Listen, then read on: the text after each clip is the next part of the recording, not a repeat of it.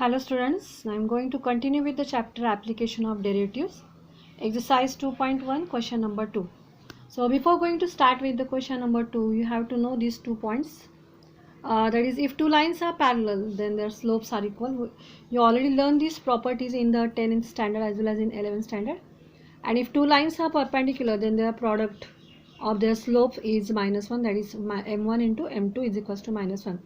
So in question number 1 we learn, that is 6 to 7 examples of finding the equation of tangents and equation of normals. Regarding to these points, question number 2 is there. So if you understand the question number 1 properly, then you can easily understand the question number 2 also. So see the question number 2. Find the point on the curve y is equals to root x minus 3 where the tangent is perpendicular to the line 6x plus 3y minus 5 is equals to 0. Now see, यहाँ पे हमें curve का equation दिया है और tangent जिस line को perpendicular है उस लाइन का इक्वेशन हमें दिया है. तो हमें उस कर्व के ऊपर जो पॉइंट था जिससे वो टेंजेंट पास होती है वो पॉइंट हमें फाइंड आउट करना है. तो सी यहाँ पे जो कर्व का इक्वेशन है, कर्व मैंने ड्रॉ किया है, कर्व का इक्वेशन है that is y is equals to root X minus 3 and this one is the tangent which is passing through this point, and you are given that this tangent is perpendicular to the line, means this line is not on the curve, so I draw it here, and this tangent is perpendicular to this line. The equation of the line is 6x plus 3y minus 5 is equals to 0. So this is the equation of the line, and you have given that is this tangent is perpendicular to this line. So this tangent is perpendicular to this line, and now we have to find out the coordinates of this point. यहाँ के पहले हमने जो equation 1 solve किया था वहाँ पे हमें ये पॉइंट दिया गया था. अभी हमें ये पॉइंट फाइंड आउट करना है. तो हम कैसे फाइंड आउट कर सकते हैं? हमें ये जो लाइन दी है उस लाइन का जो स्लोप है वो फाइंड आउट हम कर सकते हैं. If the line is in the form of ax plus by plus c is equals to 0, then to find the slope of this line, the formula is minus a upon b. So keep in mind this formula, that is if the equation of the line is in the form of ax plus by plus c is equals to 0, then the slope of this line is given by the formula minus a upon b. So here is the equation, that is 6x plus 3y minus 5 is equals to 0. So how we can find out the formula of the how we can find out the slope? So by formula, that is minus a upon b. तो यहाँ पे a है 6, so minus 6 upon b. b is 3, so 3 twos are 6, so the slope is minus 2. So we can easily find out the slope of this one. अभी ये जो line है वो line and this tangent both are perpendicular. तो अगर इसका slope हमें पता है तो टेंजेंट का स्लोप हम निकाल सकते हैं, that is minus inverse of this one. So minus sign already यहाँ पे है तो उसका माइनस लेंगे तो वो प्लस हो जाएगा. So half will be the slope of the tangent. तो स्लोप हमें टेंजेंट का मिल गया. और ये जो कर्व का इक्वेशन है वो हमें पता है. आपको पता होगा कि जब ये कर्व का इक्वेशन हमें दिया जाता था तो हम उसका डेरिवेटिव लेते थे और ये जो पॉइंट है वो पॉइंट के कोऑर्डिनेट्स उसमें डालते थे तो हमें टेंजेंट का स्लोप मिल जाता था. अभी हमें टेंजेंट का स्लोप पता है, इसका अगर हम डेरिवेटिव लेंगे और उस पॉइंट मतलब ये जो स्लोप है वो हमें इसमें फिलअप करेंगे तो हमें ये कोऑर्डिनेट्स मिल जाएंगे. मतलब हमें ये ध्यान में रखना है कि अगर हम इसका डेरिवेटिव लेंगे तो हमें स्लोप मिलता है टेंजेंट का. तो हम कैसे लिखेंगे? So the given equation of the line, that is equation of the given line, that is actually ऐसा लिखना चाहिए, equation of given line. It is 6x plus 3y minus 5 is equals to 0. तो हम इसका स्लोप निकालेंगे. The slope of the given line is m1, that is minus a upon b, that is minus 6 upon 3, that is minus 2. Next one, that is the slope of the tangent. मैंने अभी बताया था that is it is minus inverse of this one. So minus inverse होगा 1 upon 2 since m1 into m2 is minus 1 और since tangent is perpendicular to the given line, so the slope of the tangent is half. Now the equation of the curve is y is equals to root x minus 3. So differentiating with respect to x, we get that is dy by dx is equals to 1 upon 2 root x minus 3 into derivative of this bracket, that is the derivative of x is 1 and the derivative of constant is 0. So dy by dx is equals to 1 upon 2 root x minus 3 is nothing but the slope of the tangent, that is m2. यहाँ पे मैंने tangent के लिए m2 लिखा था और उस line का जो स्लोप है उसके लिए हमने m1 लिखा था. तो हमने डेरिवेटिव लिया तो हमें क्या मिला, स्लोप ऑफ द टेंजेंट मिला, मतलब वो क्या है m2 which is nothing but the half. So 1 upon 2 root x minus 3 is equals to half. So 2 will get cancelled and so we get root x minus 3 is equals to 1. So after taking the square root of both sides we'll get x minus 3 is equals, after taking the squares, not square root, after taking the squares of both side we get here x minus 3 is equals to 1 because the square of the 1 is 1, and so x is equals to 1 plus 3, so here we get x is equals to 4. तो मतलब हमें x की value मिल गई है जो उस point का जो कोऑर्डिनेट थे that is x and y, उसमें से हमें x को मिल गया, दैट इज़ x है x इज इक्वल्स टू 4. तो how we can find out the y. तो हमें क्या करना है, ये जो वैल्यू है x इज इक्वल्स टू 4 वो हमें जो इक्वेशन है कर्व का y is equals to x minus 3, इसमें हमें वो वैल्यू पुट आउट करना है.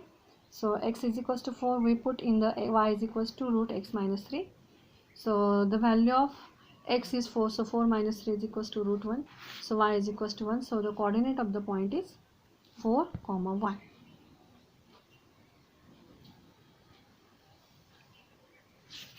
Now we see the question number 3rd, which is similar to that of this question 2nd. Now see, find the point on the curve y is equals to x cube minus 2x square minus x when the tangents are, now see tangents, we are given the plural, मतलब यहाँ पे एक से ज़्यादा tangent है. अभी जो हमने एग्जांपल सॉल्व की वहाँ पे हमें एक ही टेंजेंट थी, लेकिन इस एग्जांपल में एक से ज़्यादा है. So find the point on the curve y is equals to x cube minus 2x square minus x when the tangents are parallel to the line 3x minus y plus 1 is equals to 0. तो इसका figure हम कैसे draw करते हैं. So this is the curve, yes, and you are given the equation of the curve. इसका जो equation है वो हमें दिया गया है, that is y is equals to x cube minus 2x square minus x. तो ये कर्व है और ये कर्व का इक्वेशन है, that is y is equals to x cube minus 2x square minus x. तो यहाँ पे जो पॉइंट है, थोड़ा सा एक कर्व मैंने एक्सटेंड किया है, इस पॉइंट से जाती हुई एक टेंजेंट में निकाली, हमें एक से ज़्यादा यहाँ पे पूछा है since there is a plural, तो हमने एक और यहाँ पे टेंजेंट हम यहाँ पे ड्रॉ कर सकते हैं. तो ये दो टेंजेंट्स मैंने यहाँ पे ड्रॉ कर दी और हमें ये बताया गया है कि that is the tangents are parallel to the third line, मतलब ये दो टेंजेंट तो है और वो दोनों एक थर्ड लाइन को पैरेलल है, मतलब ये दोनों तो एक दूसरे को पैरेलल है और ये तीसरी लाइन को भी पैरेलल है.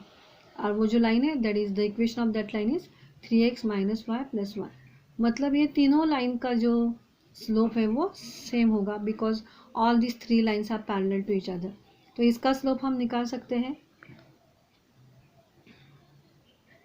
तो कैसे निकालेंगे, तो आपको फॉर्मूला पता है, that is formula is minus a upon b. तो minus 3 upon b is again minus 1, तो प्लस 3. तो प्लस 3 होगा इस लाइन का स्लोप, इसका भी वही होगा और इसका भी वही होगा because the 3 lines are parallel. And मैंने अभी पहले आपको जो एक स्टेटमेंट बताया था कि आपको ये ध्यान में रखना है, if 2 lines are parallel then their slopes are equal. तो यहाँ पे 3 लाइन्स पैरेलल है तो तीनों का स्लोप सेम होगा. तो सी हमें क्या फाइंड आउट करना है, तो हमें ये फाइंड आउट करना है कि ये अगर इक्वेशन ऑफ द कर्व है, इसका स्लोप हमें पता है दोनों लाइन का, तो हमें इस पॉइंट का कोऑर्डिनेट निकालना है. दोनों पॉइंट्स का हमें यहाँ 2 कोऑर्डिनेट्स मिलेंगे. अभी इसके पहले वाले एग्जांपल में सेकंड में हमने जो किया था वही हम इसमें भी करने वाले हैं. तो see the equation of the given line that is 3x minus y plus 1 is equals to 0. Then the second point we find the slope of this line given line. तो मैंने यहाँ पे भी निकाला था तो आया 3. Now the slope of this 2 parallel lines m1 m2 हमने उनके स्लोप के नाम दिए हैं, तो उन दोनों का भी स्लोप सेम होगा, that is 3. Now we are given the equation of the curve. So जब वह हम उसका डेरिवेटिव निकालेंगे तो हमें इसका स्लोप मिलेगा और स्लोप हमें पता है, that is 3. So y is equals to x cube minus 2x square minus x is equals to is equals y is equals to y. तो dy बाई डी एक्स हम उसका डेरिवेटिव निकालेंगे. So dy by d x is equals to 3x square minus 4x minus 1 and that is nothing but the slope of the tangent. तो slope of the tangent कितना था, 3 था. तो dy by d x is equals to 3x square minus 4x minus 1 is equals to 3. तो इसको हम यहाँ पे लेंगे तो हमें मिला 3x square minus 4x minus 4 is equals to 0. Now we taking the factors of this one. So 4 3s are 12. तो हमें फैक्टर मिले, दैट इज द 12 के फैक्टर्स हमें ढूंढना है. उनकी सब्सट्रैक्शन है 4, that is 6 2s are 4, 6 2s are 12 and the subtraction is 4. तो इसको सॉल्व करके हमें मिला x minus 2 in second bracket 3x plus 2 is equals to 0. मतलब I the first bracket is 0 और second bracket is 0. So x minus 2 is 0 और 3x plus 2 is equals to 0. So x is equals to 2 and x is equals to minus 2/3.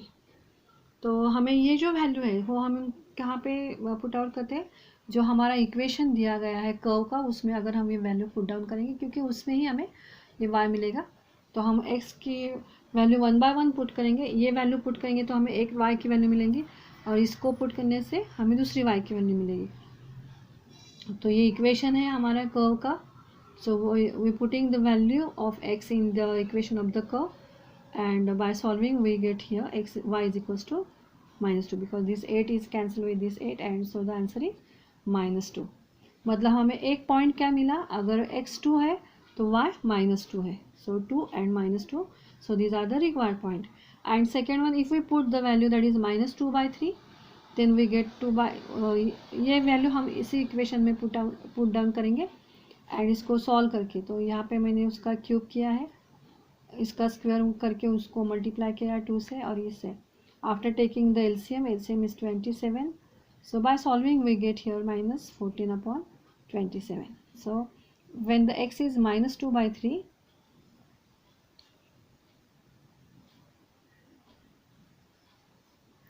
when the x is minus 2/3 then the value of y is minus 14/27. So the required points, so here we get the 2 points.